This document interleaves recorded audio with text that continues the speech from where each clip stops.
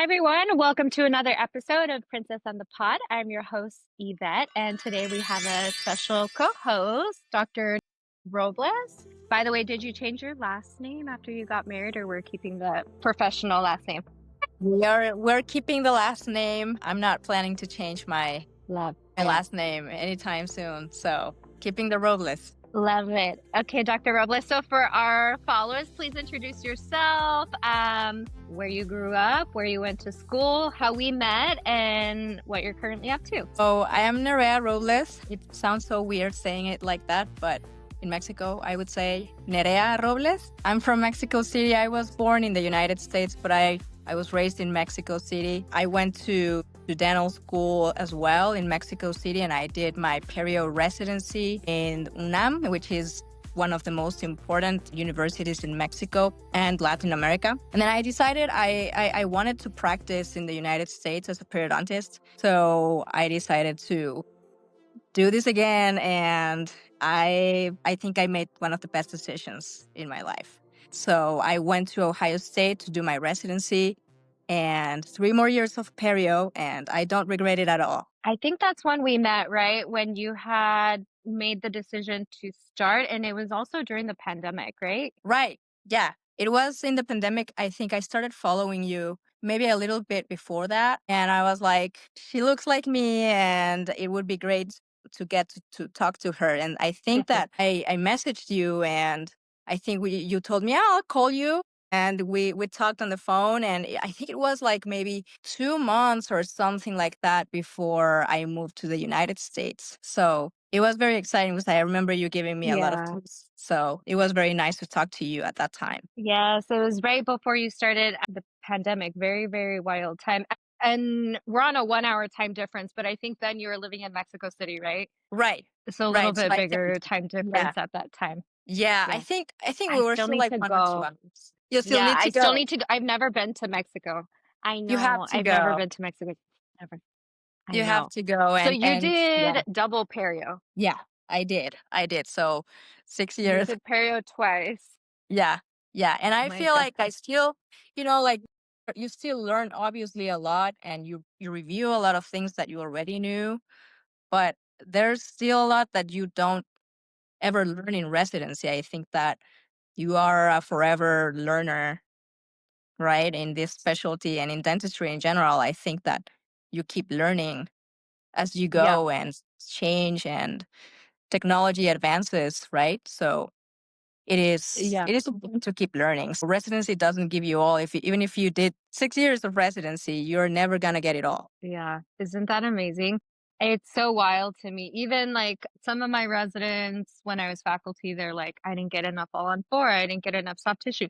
Some stuff you just have to learn in private practice, which is scary, but it just, there's not enough time to teach everything about perio. Right. But what would you say was like the biggest difference between your training in Mexico and then your training here once you guys decided to move to the US? So in Mexico, I feel like in my university it was full on clinical work. So we basically saw patients all day, every day.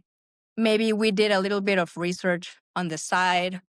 And it was also dependent on what your interests were. So I was a little bit more interested in doing some research on the side. So I did a little bit of it, but then I realized, well, it's taking time from clinical, which is also something that I like. So at the end of the day, I Right. kind of gravitated more into clinical work, but I still did some research.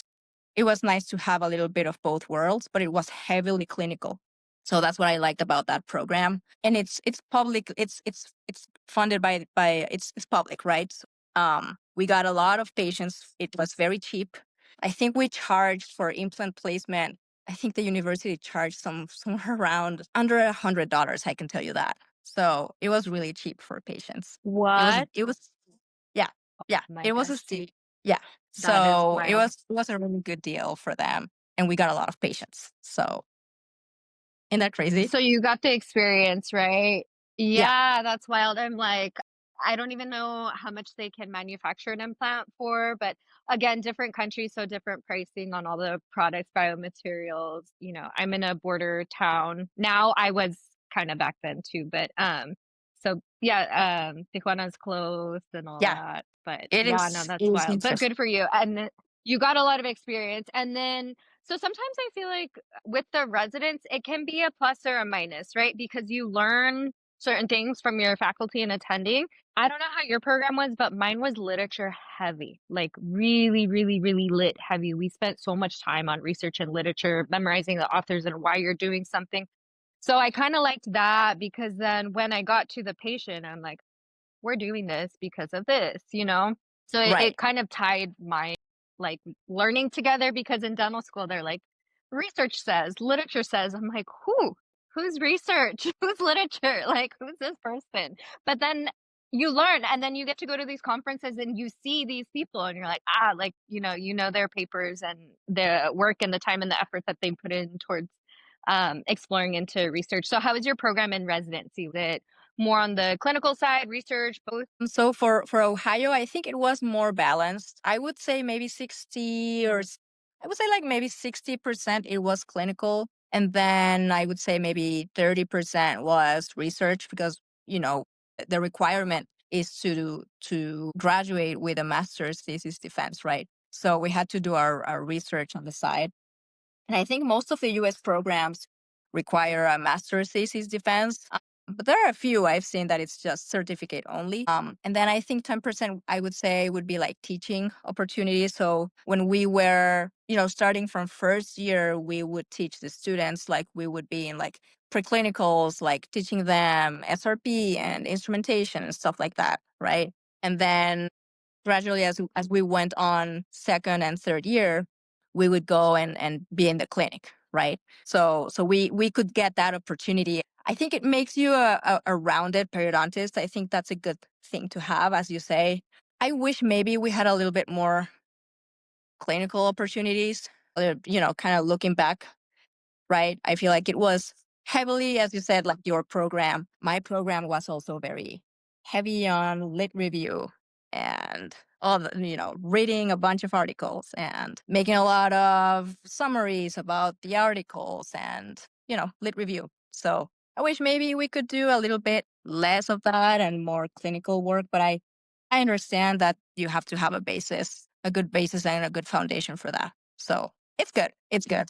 Yeah, exactly. So how did you decide what program you wanted to go to when you were doing your research, doing your tours? Because it's a big deal to move from one country to another. You're leaving your family. We chatted about family like that first time that we connected. We're both super close to our family. So you made a really, really big jump. How did you decide, okay, this is going to be my home away from home? Because you can't just hop on a plane and fly home for the weekend, especially during residency. Like, Right. there's I even remember one Christmas I was on call and I spent the whole Christmas by myself, Oh, that So how'd you sounds decide on your program? I know. sounds awful. But it happens. It happens and it is what it is. But the way that I decided actually when I thought about practicing in the United States was even before my first residency. So at that point I already started like looking what programs could be good. So I was looking like, a lot of it is obviously um finance, right? At that point, I was 23 years old. I just graduated dental school in Mexico City. In Mexico and I think in most Yeah. of the world, you go straight from high school to dental school. So you graduate, you can be as young as 21 years old. I made an extra year. That's a story for another day. But I graduated at 23 and then you have to do like an additional year for internship in a hospital, which it was a good opportunity for me. I learned a lot, but you get paid peanuts for that. So on the side, I was doing Right. some general dentistry. Yeah. And on the side, I was like doing my research on what programs could be good. So at that point, I was basing my decision Mhm. a lot on finances and, what program could be maybe more accessible for me at that point. And I didn't know because I was born in the United States, I didn't know that I could ask for a federal loan. So at that point, I thought my father would have to support me. And then I felt a Mhm. little bit overwhelmed with all the application process, and I was doing my internship, and I was just overwhelmed. And at that point, I just decided I'm just going to apply here. I'm going to apply to this university where if I do it here It's going to be a great opportunity. It's super prestigious. And that's what I ended up doing. But a lot of my decision making was based on obviously the reputation of the university. So actually one of the first universities that I found was Ohio State. I felt it was like meant to be, right? But Ohio State was one. And also because like at that point, even before starting my residency, I was reading a lot about like articles for Perio. I was already very interested. And there were a lot of authors that were from Ohio State. So I felt like, well, I think this sounds like this could be a good place to do my residency. It sounds very prestigious. Yeah. They're publishing all of these articles and all this research. So this could be a great place to go, and it doesn't look that expensive. So yeah, and I was also basing my decision on who accepted or who did not necessarily accept the MBD when applying. So I didn't have my MBD. So that was another thing that was a little bit limiting, but it also was helpful in a way that I could kind of like bring it down to a few options, right? So Yes, at like that point, narrow it down to yeah, yeah. exactly. Narrowing it down to a few options. So anyway, I decided to drop that. I applied to the National University in Mexico. I got accepted. It was very hard to get in. That could be another story for another day, but it was like the Hunger Games. It's like the Hunger Games. I'm not lying. Like you Oh my are God. yeah, you are in this process No. of like this how do I call it? It's like a 9-week course in which you are with other 24 people and you are in these 9 weeks presenting articles, just giving a lot of presentations and taking a lot of tests. We would get a lot of classes about epithelium and periodontal ligament, all that stuff. So even before residency, even before you were picked, you already were learning a lot of things, which was really cool. But it was a lot of competition because Yeah. at the end of the day, there were 12 spots, and we were 5 people competing for. Okay, literally Hunger Games, like Yeah, boot camp, Hunger Games, like it was. Oh, yeah, yeah, yeah. I mean, it yeah. sounds kind of fun. It was, in a way, it was Like kind of fun, but then that those guys become your friends. Most of that class became my friends. that's yeah. So that's a downside. Yeah, So it was really that's the hard downside. because when the day came for you to know if you were picked, you would have to actually go to the university, go to a window where they would post the results. And it was not only for Oh my Perio, gosh, it would be for pros for everyone. So it was everything. So you see all the names. Yeah, you see all the names yeah, and you see whoever was not picked, you would see them crying yeah. or They like walk off sad. yeah, Yeah, yeah. yeah. It's a That's really rough so day. tough. It was a Oh, really rough day for a lot of people, but for me, it was one of the best days. It was crazy. It was crazy though. So yeah, because you got in, right? But it's tough because you form the bond with people and like I'm competitive, but for certain things, right? Like with my classmates, I would have never screwed over one of my classmates. We had a close dental school class. Our perio residency was very close, but I hear horror stories about other dental schools or like other classmates and that kind of competitiveness. I'm not even it's like that now when it comes to perio. It doesn't serve anybody, in my opinion. So I think you and I it resonate does. with that. The only time I've seen the names posted like that was twice in my life. Both times were when I was trying out for cheerleading. It was like the most nerve-wracking thing in eighth grade when I was moving to high school, and then Yeah, in college when I tried out for cheerleading in college. But this is like dental school. Like I can only imagine if they post, oh, like so and so got into this and this and this, and like it's horrible. all we have is like student doc network where, yeah, no, that's it's tough, but I okay, that's traumatic. It Getting was into very residency, dramatic. It was very yeah. dramatic. Yeah, yeah, I can tell you Oh my that. gosh. So the process, And the then, application uh-huh. process is very different from, Mexico to the United Yes. States is very different. How did you find out you got into the program here? Was it a phone call? Did you match, or how did you find out like that you got into the program here? So I think Perio has been in match for several years now. I believe I think they started the match program in a lot of schools maybe around 2018, 2019. And so when I participated in when I was when I was applying to schools, I applied to Uh-huh. 6 schools and I got 4 interviews, which was great. I was looking at a lot of people that I knew were applying to other specialties, and they told me, "Oh, I'm applying to 10 programs. I'm applying to 15." I'm like, "I'm applying to 6. What chances do I have, right?" Yeah.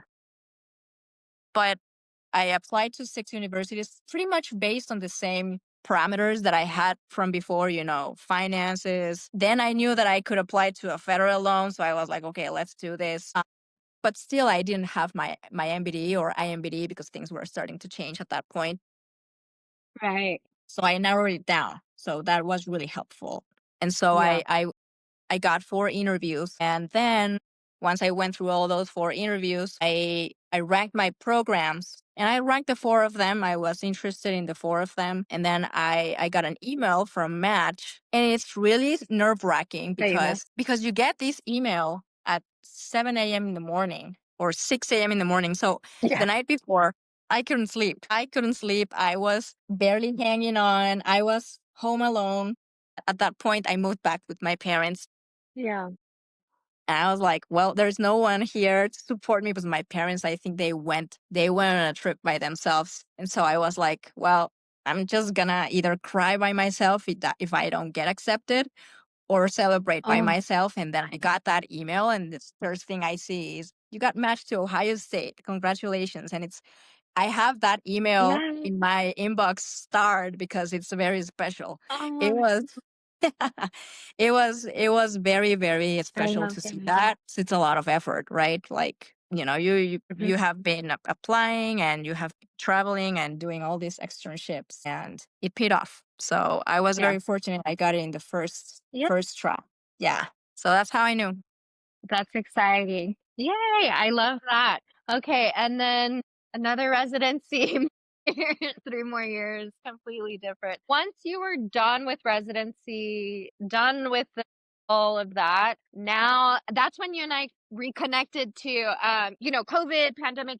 Your residency was, it was different. It was really tough for you guys. So kudos to everybody that has gone through a Yeah. really tough program during really difficult times. So, it was tough for patients, for us, for faculty, for residents. It was really tough for everybody. Got through it.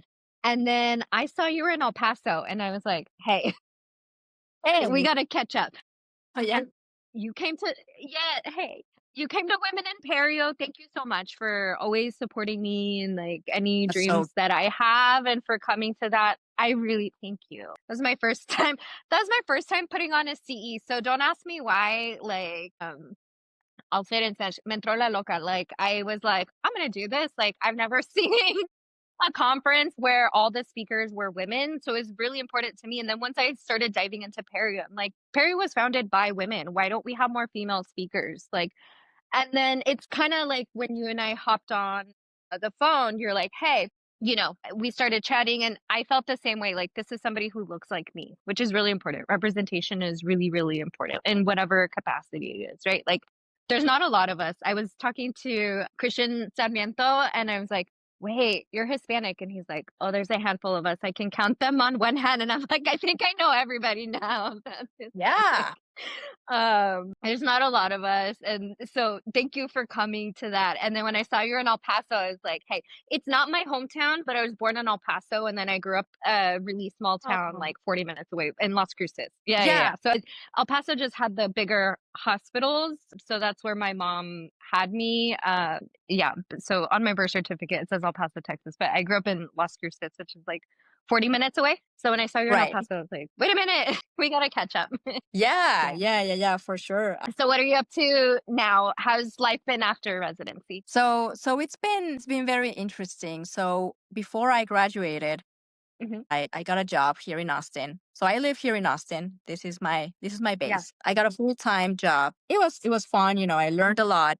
And then things changed and I decided to go through the perio traveling route. And I'm still working with this office part-time, which I love.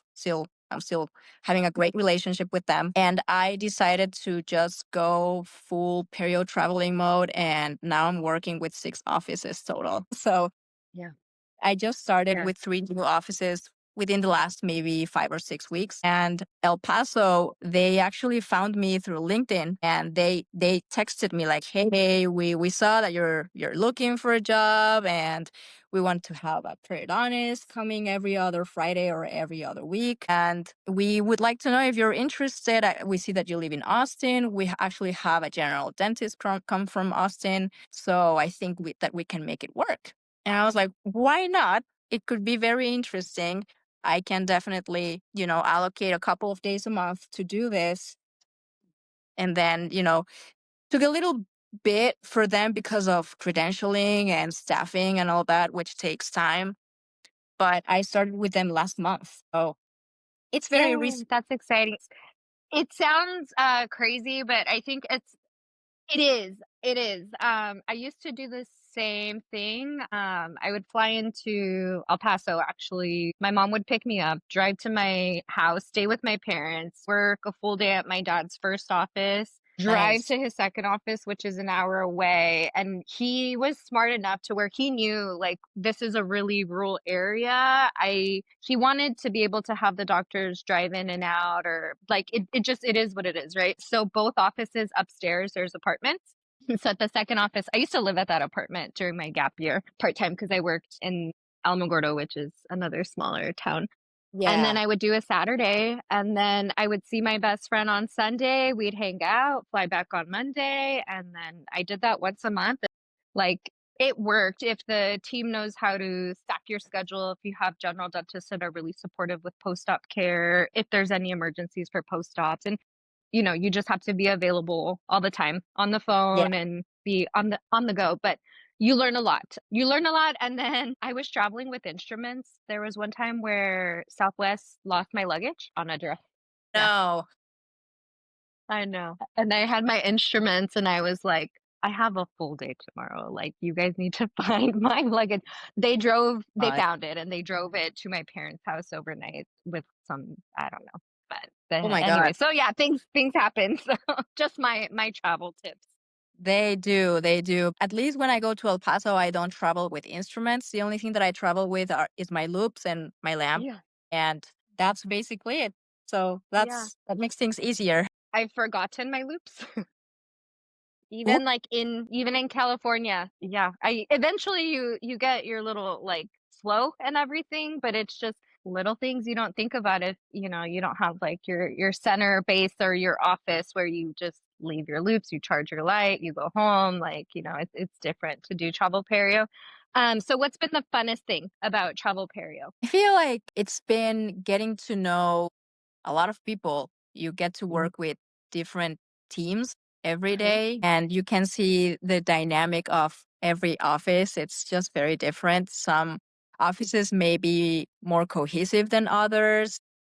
Some offices, some staff like they would eat together and just, more cohesive, and others they would get along, but they would like go eat somewhere else, or Yeah. their own thing, and that's not necessarily bad. So you learn a lot about the dynamics of the clinics and how they get along, and you adapt to it. I feel like as long as you're flexible and you're adaptable. And I think that what also works is that I think I try to get along with people. I'm kind of bubbly personality, so I think that helps. And also it has helped develop my personality even more, because like I used to be very shy before, very very shy as a kid. Yeah. And I feel like dentistry has changed that significantly. And so I feel like I'm getting better and better and better. So I feel like I'm getting along with everyone in all the offices that I'm working. And that's what I really love. And I just try to have fun, it's a stressful job. So you just want to have a good Yeah. time and need everybody to have a good time and be, not as stressful, right? Yeah, that's a really, really good outlook. It's tough when you're doing travel perio, and like you said, each office has their own personality. So hopping in is really tough because you're there once a month, once a week. It just depends. You might have one assistant that's your designated assistant, or they might just put you with anybody, and you just have to be really flexible to each office. Each office is going to have their own thing. Um, if you're buying your own materials and all that. Just a side note, what I used to do eventually, Mm-hmm. I'm believe it or not. I'm very, very type A. I know I seem very laid back. I'm not. You're like, yeah. I had a notebook and I had all my codes that I wanted and I had photos of what it looked like and I had photos of my setup and a quick description of this is what you tell the patient this is. Because a lot of times a lot of the times you might be their first perio and they might not have a travel perio, which in those cases it's tough because then they don't know how to stack your schedule.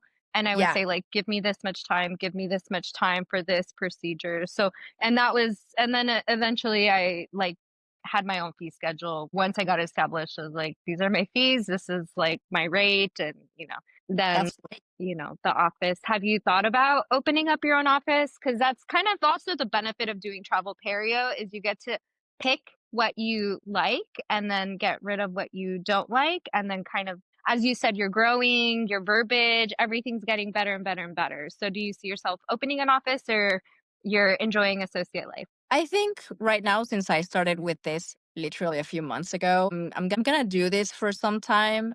I'd love to open my new office. Like this has been like the last 6 months. I feel like it has been eye opening for me because, as you say, you get to know what you don't like, and you know what you kind of think of yourself like, okay, if this was my own office, this is what I would change. This is what I would implement. This is what I would try to make better. So you kind of start like I'm trying to think about my traveling perio business as if it was my office. It's like, how would you run this if it was your own office, you know? Because first when you start, you feel like you depend on the offices and who's running the office or who's running whatever operation there is. And Hmm. it's not that way. It depends on you. You know, it's Yeah. yeah, it's cool to go and render your services and treat patients, but then it's like at the end of the day, a lot depends on you. So that's what I have learned. For some things I've learned the hard way, but it's been a great learning opportunity for me. Like I've been learning so much from this experience, and I still have a long way to go. But I don't see myself opening an office in in the short term. I'd love to, but Yeah. I'd like to consolidate myself a little bit more here in Austin. And then once I feel like I have, once I have consolidated my work and my reputation, I think that that's when I would be maybe a little bit more ready to go that route. But I feel like I'm very motivated by what you're Yeah. doing. I feel like that, that Oh, yeah. speaks volumes of what you have of your vision. And to me, it's like I think it's possible. It's a lot of work. It's full-time work, right? You're there on Saturdays. I've seen that you're there working and doing stuff that, if you were an associate, otherwise you wouldn't be doing. But I mean, it pays Yeah. off, I think, right? Yeah, I think honestly, like, for me, I don't think associate life was for me. I never wanted to own an office. I did not want to be an owner. I did not want my own practice. Never in a million years would I have thought I would have done a startup. That wasn't my like vision or goal. I was always taking mental notes. In residency, I treated it like my private practice. When I was in, travel perio, but even when I was an associate, I was kind of in a tough position. I moved back home and then one of the owners just left and I was with a team of 22 team members and I don't know how Ooh. to run an office. I wasn't trained on being a leader. I wasn't trained on treatment planning. Treatment planning and residency and private practice is so different and the verbiage is so different. So I was just kind of I wanted mentorship. That's why I wanted like to be an associate.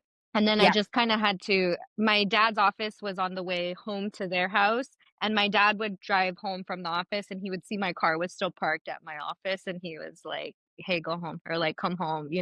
So then I would go home and then my dad coached me a lot, even though he's a general dentist, but it doesn't matter. Dentistry is dentistry. So Right. yeah, I think I travel perio was good because I was able to have a little bit less stress because even if I wasn't at the office was still gonna be up and running, right? And I can pop in, I could do my notes, I could look at patient charts or do hygiene checks or whatever. I did a lot of like surgical guides and planning and all that different versus when it's your own business, it all falls on you. But then that's the bonus is if you decide to open your own practice, that which I hope you do, it's yours and it's your baby. Where it, Yeah, you know, whatever you decide to do, it's on you. Yeah, it feels good. Yeah. it does Okay, look so let's like talk it. about Austin. It is one of my favorite cities. Yeah, yeah. Austin. What do you like Austin. about I Austin? love Austin. The food. I love food. I could eat all day, every day. I like barbecue. I like ribs. I like brisket. I love food. A lot of my friends from college moved to Austin, but this was, oh my gosh, years ago, 15 years ago. So I would go to Austin a lot during like dental school breaks and all that. It's Nice. just kind of like a little bit hipster vibes, which I like. It's very laid back, but I think it's the food. Just, oh, I love the Yeah. food. It's changed a lot from when I used to go. I went to ACL with my husband Nice. when he was in residency. We met because it was kind of like halfway. Yeah, yeah, yeah. So we met like halfway, and I'm like, "Oh, this is Rainy Street." I'm like, "This is not Rainy Street. It changed a lot. Still good. I'm sure it's very different now too. So hopefully, I get to go back Very to likely Austin different. I sometime think soon. I love it has changed within the last 3 years that I have been here. So if you came it. back to Rainy Street, you would probably think this is not It's what different. I saw a long time ago. It's Yeah, very different now. yeah, Yeah. yeah. As Yeah. long as there's good food. Yeah. Where's your guys' favorite place to go? Like eat? What do you guys like to do for fun? For us, I feel like it's going out to the trail. We have this very beautiful trail close to downtown. I live in downtown, so that makes things very nice because I can walk around and I feel like it's very easy to move around. Yeah, there's traffic and it sucks, but I feel like no traffic beats Mexico City traffic. So I'm like, I'm not gonna complain. I feel like we love going out. And I feel like it's more me that likes to go more like eating out. I also like the food scene here. We have our favorite place here is a place called Veracruz. It's like a fonda. It's a really, really good place and they have a great mole. And my husband loves the mole. It's so good. They have enchiladas. Yeah, They have a lot of stuff. So if you come to Austin, that's one of the places that you should visit because it's so good. And they do a very good job with the food. It's legit. It's Mexican owned, yes, Mexican ran, so it's super reputable. yes. I love it there. I love that. There's like a bat bridge where the bats like roost and then they come out at night. Is that close to downtown or no? It is right here in downtown. Yeah. So it's right there by the trail. I think the trail is like maybe 10 kilometers Right. miles. I don't know how much that is. But there is a bridge. It's one of the main bridges that connects downtown to South Austin. So that's Congress Avenue. And so that bridge is the one that is known for the bats. So the bats kind of go there and they're hanging out there. And then there is a season. I think it's like between maybe March to October or something like that. But Uh-huh. they are kind of tricky. Like they don't come out as often as you would think. Like once we took a little boat with a couple of friends and we were waiting for them to come out and it was like supposed to be like a good season for it. And these guys never Yeah. came out. And we were waiting there for They're like like, an hour and yeah. And so I saw them once and it's really, really cool. But my husband and we live really close from there. yeah, My husband has never seen them. He has bad luck. So it's really sad. I saw them and it's a pretty interesting sight, like seeing all this like is this black cloud of bats is really right. impressive. Yeah. Yeah. It's really cool. I know when my like girlfriends took me, we were walking and then I was like, what? And then yeah, it was like a smoke of just and I'm like, I think those are birds, but no, they're Yeah. bats. It looks like a flock of birds, right? It's very interesting. Yeah, yeah, yeah. What Yeah. else So did what we do? A little boat ride. Like there's so yeah. much to do. I love Austin. There's so much to do. It's a good city. It's a good Um okay, yeah. and then yeah, that's your home. Like that's home That's for you. that's Yeah. that's our base. Yeah. Exactly. I love that. Okay, so something I love that you were doing is you were posting a lot of how to say certain dental terms in Yeah. English to Spanish. So you were translating from English to Spanish. I really appreciated it. Spanish is my first language, but it's not like I learned dental terms, right? And so when I was in dental school, I would text my mom and I'm like, hey, how do you say crown? She's like, corona. No, that's like crown. And she's like, a corona? And I'm like, a It's the bridge. same. I'm like, no. Yeah, and then when I got into Perio, I drove her absolutely bonkers, and she Can you finally imagine? texted me, she's like, "Yvette, there's a book. You can buy the book." Yeah, she's like, "I don't have time for you." And so when Yeah. you were posting, I was like, "Oh, okay." It's different. It's not I can converse, like, it's and then Perio, I'm like, "Implant, implante." Like, you would think it's a different word, but no, literally, It's an implant. almost literal for a lot of words, but when it comes to talking to patients, that's a whole different thing.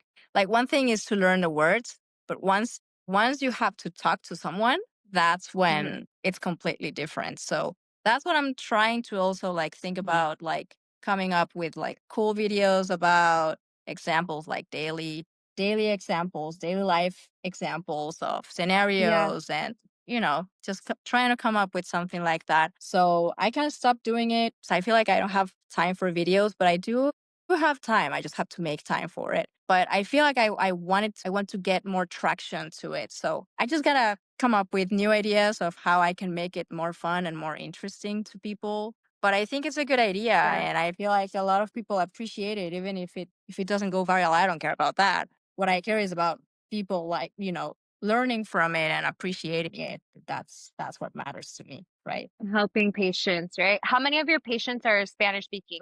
And like there'll be most of my patients, you think living in San Diego and it's a border town, like a lot of Spanish speakers, but no, I had more when I was in Las Cruces and like southern New Mexico, West Interesting. Texas.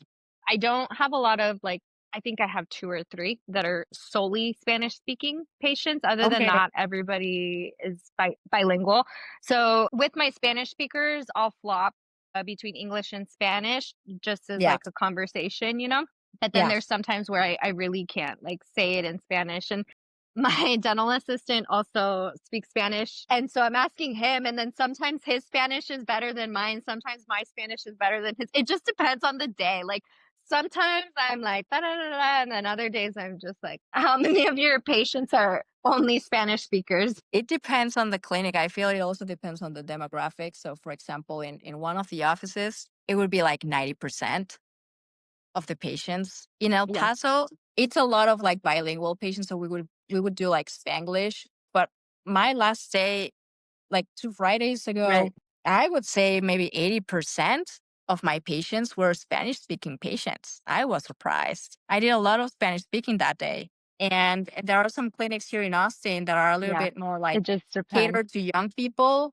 So it depends. And for those, I mostly speak English. So that's also what makes it fun, right? It makes it very different every day. Hmm. So I like, Yes.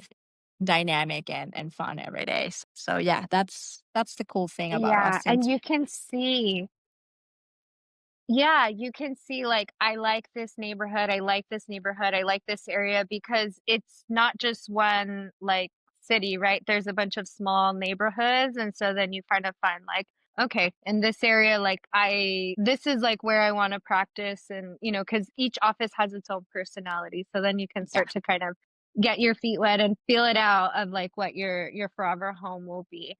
That's super exciting. So moving topics, what is your favorite dental instrument?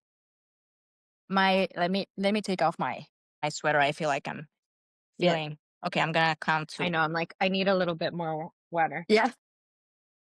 No, I'm gonna grab more water. Hang on. Oy, no puedo. I'm sore and I don't even know why. Like, I didn't do exercise. I didn't do anything. That That's happens. why you just hit a certain age.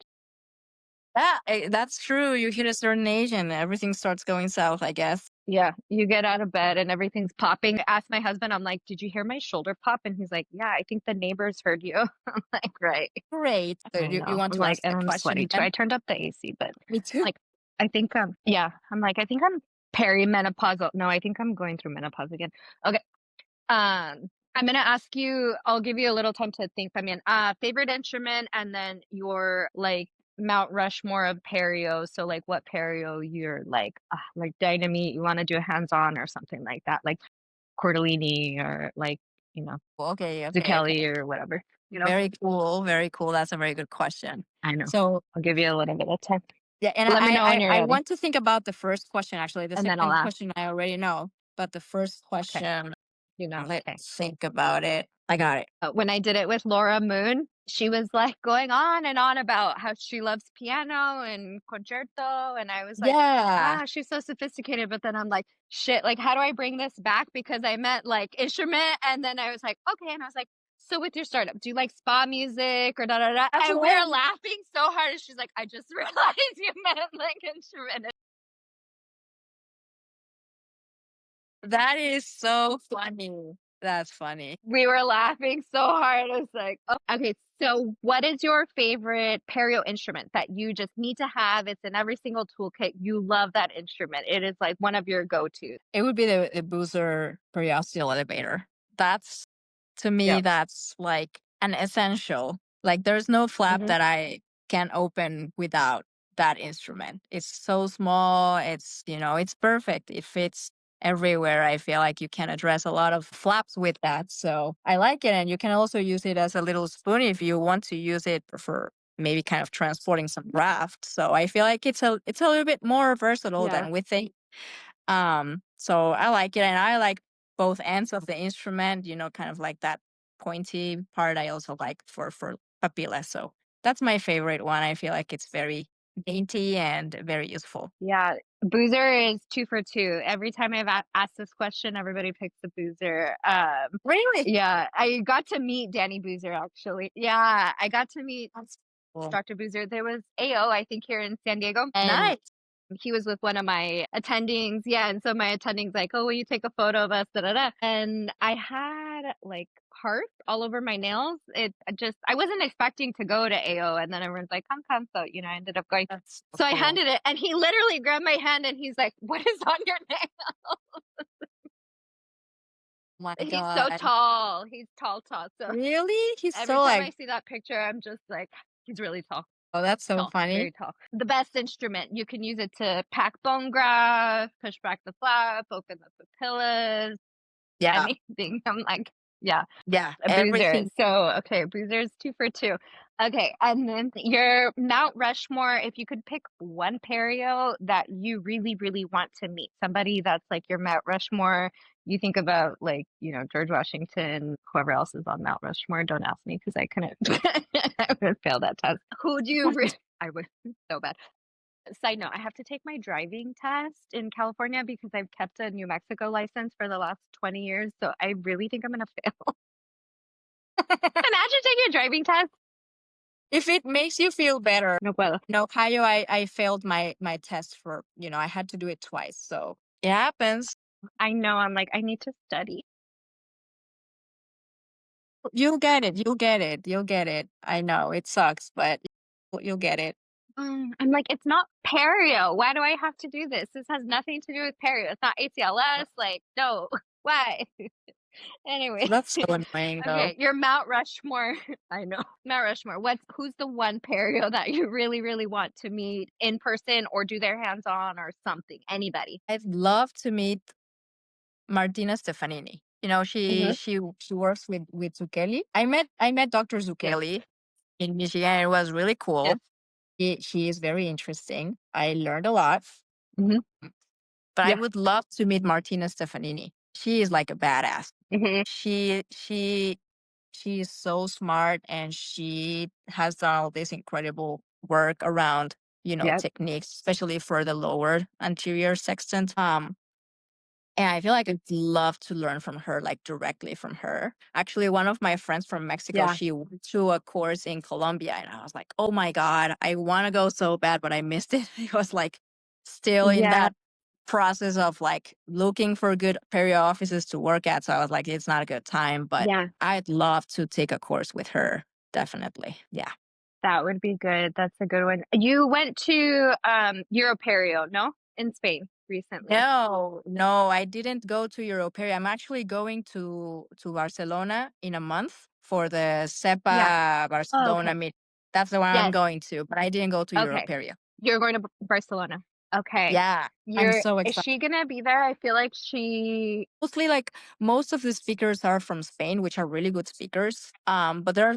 there are gonna be a lot of Italians, so I'll have to double check. Yeah. But You'll have as far fun. as I remember, I don't You'll have a know good it. time.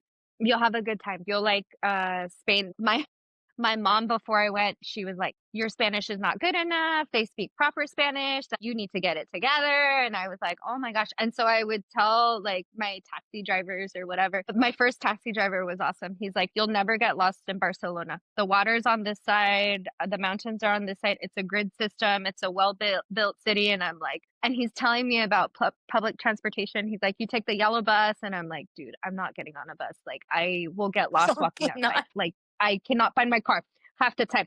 Like explaining, I was like, okay. And then the conference was walkable from my hotel, but it Very was cool. generally pretty safe. And the conference was good. It was for osteology. Zuchelli was also there.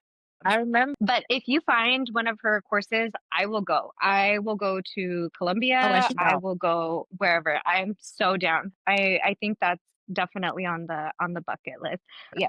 Yeah. Let me know. I will go. I would love to, yes, see her in person and just pick her brain. I would love to. Okay, amiga, where can everybody find you on social media, YouTube? Where can they find you if they want to ask you questions about travel? I think you're such a good resource, not just for Latinas, but also like recent grads, new grads. Like you said, you're super bubbly, you're really friendly. Yes, you're. How can someone find you if they have any questions about maybe some translation, Oh Spanish yeah. speaking Oh patients, yeah. anything? Yeah. So primarily you can find me in Instagram as Dr. Perio.Robles. I think that's how I think that's my handle. I I'll also plug it. I created my new webpage a few months ago. It's called Nomad Periodontics. Yay. So you can also reach me there, send me a message. If you would like, I can also leave my email. So if people want to, you know, contact me directly, that also works, but mostly in Instagram, and I'm pretty good at responding, I think. I love that. So I'm more than happy to. And if people ever need, any tips or any advice on how to navigate the application process to Perio, especially because that's what I went through, right? I'm more than happy to help. When I was there, I wish I could have more help and more advice. I did have help from a couple of acquaintances, so that was really helpful. But I feel like there are more resources now, and I'm more than happy to help. So anytime, I'm more than happy to help everyone. I love that. All right, everybody. Thank you for tuning in to another episode of Princess and the Pod. I hope to see you soon.